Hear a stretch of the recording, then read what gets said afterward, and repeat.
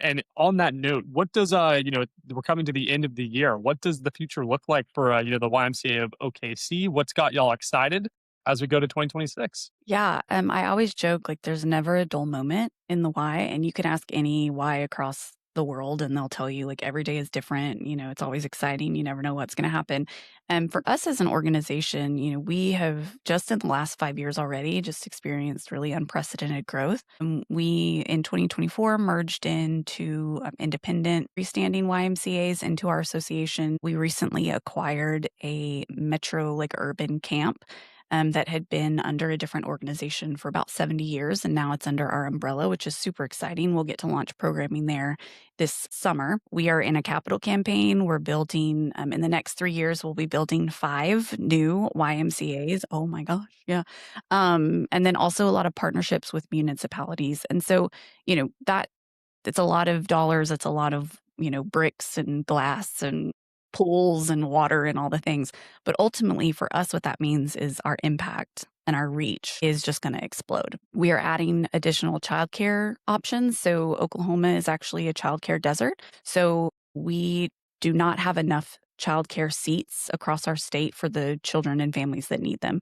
Waiting list just for our downtown location is about 100 kids deep. And so as we build these new facilities, we're also keeping that in mind so that we can best meet the needs of the families in Oklahoma. We also are in a food desert in many locations.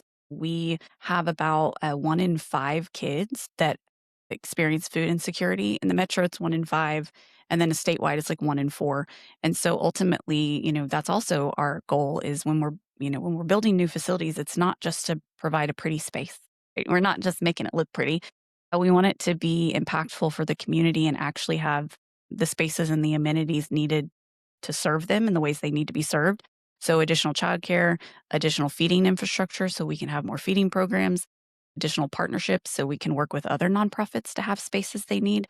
And we love to be a convener. And I think when you look at all of that going into 2026 and beyond, I think the YMCA as we see it, our OKCY today, is going to look completely different even a year from now in the best possible way, because ultimately we're doing so many things with intentionality to meet the needs and not just do it for the sake of doing it and not do it for clout, not do it so we can, add revenue, but really ultimately, what's our reach going to be? What are the needs? And then how do we step into that in this next chapter of our YMCA story, this next era, and really become this third space for people and a place where everyone can feel safe and feel like they belong and there's no stigma to come to the Y and get the resources they need.